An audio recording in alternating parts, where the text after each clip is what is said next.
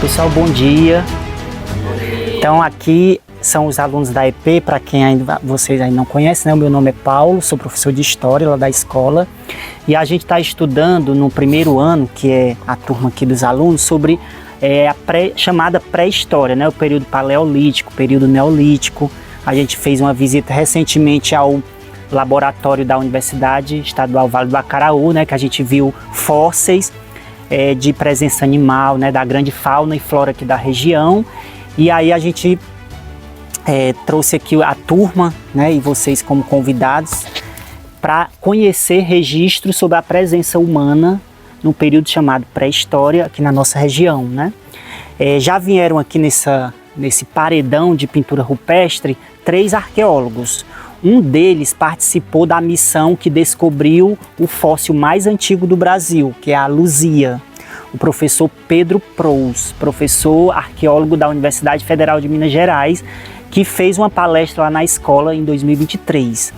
E eles, olhando aqui as pinturas rupestres, eles fazem deduções, né? Não tem como precisar o que exatamente eles queriam dizer, mas eles deduzem por comparação a outras pinturas que eles pesquisaram, né, por outros achados da região.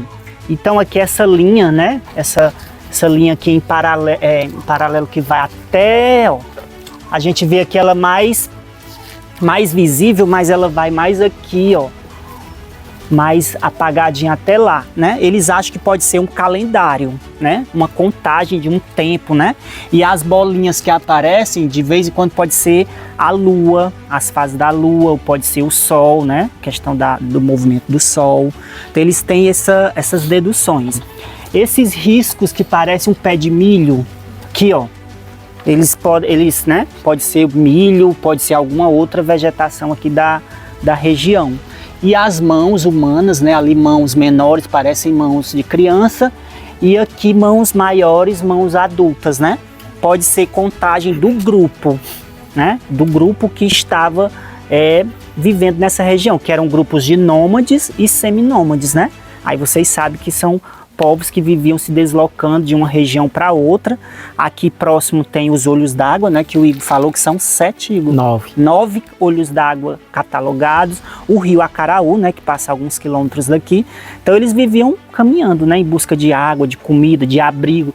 Esse próprio lugar aqui, né, segundo o arqueólogo, ele dizia que servia como um abrigo natural, né, devido a essa parte aqui tampava contra sol e chuva, dependendo do horário do dia, né?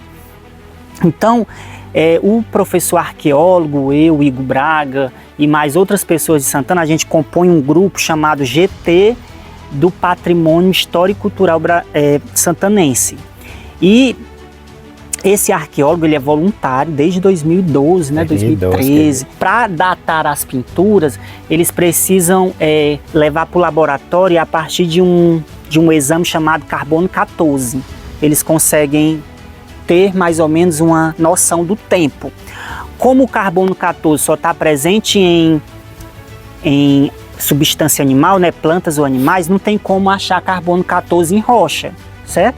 Mas como a tinta utilizada para produzir, né, essas pinturas, sangue de animal, gordura, pó de pedra, né? Pegava a pedra e amassava, fazia o pó para gerar a tinta, e com o dedo ou com algum outro objeto da natureza fazia. Então pode ser que a partir do sangue animal eles consigam datar. Então Como não pode arrancar um pedacinho da pedra para levar, né, para o laboratório, porque aí danificaria, para encontrar pingos de tinta, né, na terra ou em algum graveto ou em pedra para levar para fazer essa datação. Então eles têm uma data aproximada de 5 a 6 mil anos, né, Igor? Eles falam um pouco mais. Um pouco mais, né? Alguns não tem assim uma previsão exata, uma datação exata, mas é 5 a 6 mil anos, né? Se a gente for pegar essa data e levar para a cronologia mundial, a gente estava aí passando do período neolítico para o período da descoberta, da invenção da escrita, né? Que vai ser aí o aparecimento das primeiras cidades lá no Oriente Médio, né? A produção de cerâmica, a descoberta dos metais, né? Só que aqui eles ainda estavam no período mais que a gente chama de paleolítico, que é o período da pedra lascada, né? Que é o registro de pinturas rupestres e o deslocamento, né? O nomandismo, como a gente chama.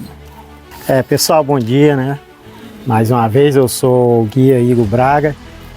A minha fala é mais para agradecer mais uma vez, professor Paulo Roberto, as professoras que proporcionaram esse momento para vocês e parabenizar vocês, né, por estarem participando deste riquíssimo momento, né, de conhecimento de um pouco da nossa história, porque aqui é a nossa história, né? E anos atrás, que poucas pessoas têm conhecimento da existência deste local, né? Para vocês verem, nós somos uma turma aqui de mais de 20, né? Acredito que só 4 ou 5 dessa turma já vieram aqui. E todas as turmas que a gente traz aqui, Paulo Roberto, é dessa maneira. Poucas pessoas que vêm, né, já repetiram esta trilha, né? Daí a gente se tem uma ideia o quanto é desconhecido e desvalorizado. É tanto que nós temos aqui em cima das escrituras rupestres sagradas, porque isso aqui é sagrado para a gente, já a gente vai dizer por quê.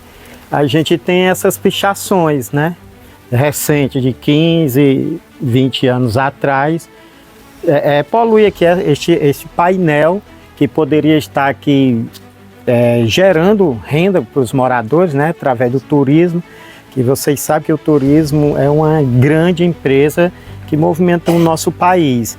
E nós temos aqui essa fonte e ela não está sendo bem aproveitada e valorizada por nós. Portanto, mais uma vez, queria parabenizar e agradecer vocês, né, que vieram conhecer e vão nos ajudar a propagar esta nossa riqueza natural, que é aqui a Pedra do Letreiro. Aí agora eu abro para as perguntas, né, mestre?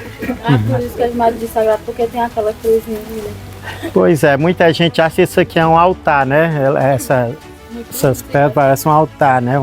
Lembrando que na época que foi feito nessas pinturas rupestres, ainda esses povos que aqui moravam não tinham nenhum contato com nenhum tipo de cultura religiosa que a gente conhece, né? O cristianismo. Então, a gente não pode atribuir aquela cruz lá como sendo uma pintura rupestre dos povos nômades, certo? Porque naquele período, 6 mil anos, 5 mil anos, o cristianismo ainda nem existia, né? Ainda mais o contato com os europeus que trouxeram o cristianismo para cá com o período da colonização, certo? Então não existia nenhum tipo de religião, né? Que eles cultuavam elementos da natureza, né? As florestas, a água. Lá no filme que a gente assistiu, A Guerra do Fogo, né? Tem um momento lá que a personagem pega planta, né? Ela macera, né? Amassa as folhas para colocar no ferimento de um dos homens lá que tinha sido mordido, né? Não sei se vocês lembram dessa cena. Mas a natureza, ela estava em constantemente observação e domesticação, né? Que é o uso para o trato das doenças, né? O contato com os animais. E isso foi um processo muito lento, né? Ao longo do tempo que foi acontecendo. E com esse contato também vai acontecer a destruição, né? A gente tem aqui, como o Igor falou, a pichação, né? Então, registrar, deixar a nossa marca em algum lugar parece uma necessidade humana, né? Hoje nós não registramos por meio de fotografias, né? Todo mundo aqui que tem um celular está sempre registrando. Então, registrar um momento é parte da nossa existência. Então, como naquela época não existia fotografia, né? Eles registravam dessa forma. E esses registros estudados, observados, né, pelos arqueólogos, eles conseguem chegar muito próximo de como esses povos se comportavam, né? Como eles viviam, né? Como eles moravam, como eles se alimentavam, como eles se contactavam com a natureza e com eles mesmos, né? Com os grupos humanos, porque tinha também as rivalidades dos grupos, né? Então, assim, professor, existiam grupos sedentários aqui nessa região, né? Nesse período? Não. Não, até o momento não, né? Não existe nenhum tipo de descoberta de construções, né? Tipo uma moradia, algo feito pelas mãos humanas. O que existem são cavernas, né? E aí as cavernas eram utilizadas temporariamente. Eles ficavam lá um tempo na caverna e depois precisavam migrar em busca de uma outra caverna próximo de lugares com mais alimentos, né? Com água, E aí nem a agricultura e nem o pastoreio ainda era uma atividade usual deles, né? Isso também vai sendo descoberto aos poucos.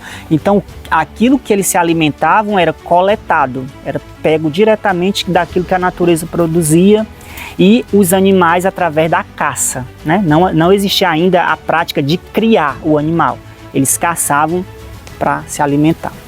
Por isso que a gente chama de nômades, né? E além dessas pinturas, minha gente, nós temos outra lá na localidade de Barro Preto, nós temos outra aqui no riacho ali do Açude de Carnaúbas e temos outra lá na comunidade de Poeirinhas, né? Nós temos aqui 4 pinturas, 4 sítios arqueológicos aqui registrados em nosso município.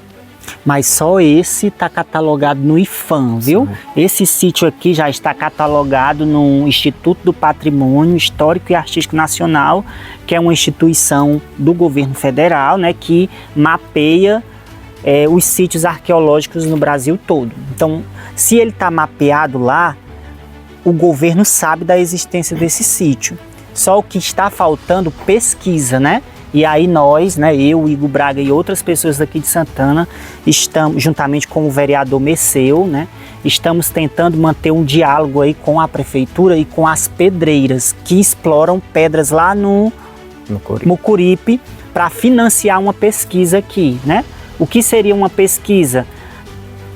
Para estudar melhor as pinturas, né, fazer novas escavações, para entender melhor, né, a importância desse sítio e depois estruturar ele para visitação. Vocês viram que a trilha ainda é de difícil acesso, então se esse sítio receber recursos, essa trilha poderá ser melhorada, né, feito passagens, né, pontes ou então corrimão, melhorar o acesso, né, para que outras pessoas mais idosas ou pessoas com pouca mobilidade consigam chegar até aqui. E também, como o Igor falou, gerar renda para a população local por meio do turismo, né? E aí quem já foi em outros lugares, como o Bajara, ou quem já aqui vizinho a nós no estado do Piauí no município de São Raimundo Nonato tem um grande parque nacional, né? O Parque Nacional Serra da Capivara, que tem mais de 100 sítios de pintura rupestre. E aí lá a população local vive por meio do turismo, né? Aqui também poderia ser um local de turismo, né? Ter guias, né, treinados, né? Guias com experiência para trazer turistas até aqui. Loja para vender os souvenirs, né? Que é as lembrancinhas. Produção de cerâmica, sei lá, ou de blusas, bonés, chaveirinhos, né? Que pudesse ser vendido aos turistas e gerar renda à população local, né? Então existe um potencial muito grande aqui que ainda é pouco explorado. Infelizmente, né, o arqueólogo que nos acompanha, que nos assessora, ele até não quer que seja muito divulgado esse sítio, né? Ele diz que se divulgar muito o sítio, a gente está contribuindo para a destruição. Porque vai vir pessoas aqui sem o acompanhamento de uma pessoa como o Igor Braga, que já já compreende a importância desse lugar, vem e vai danificar o paredão, né? Com corretivo, com tinta óleo, ou alguém com uma pedra que bateu ali aqui, ó, tirou uns pedacinhos da pintura, né? Então é um risco muito grande. Pessoas que vêm aqui sozinhas ou em pequenos grupos que não compreendem a importância do sítio arqueológico, e ela vai contribuir para destruir, né?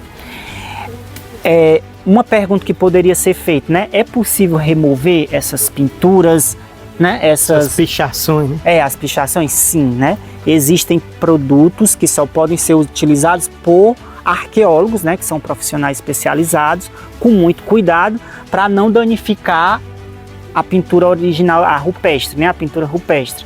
Só que isso tem um custo, né? E só pode ser feito depois de uma pesquisa, né?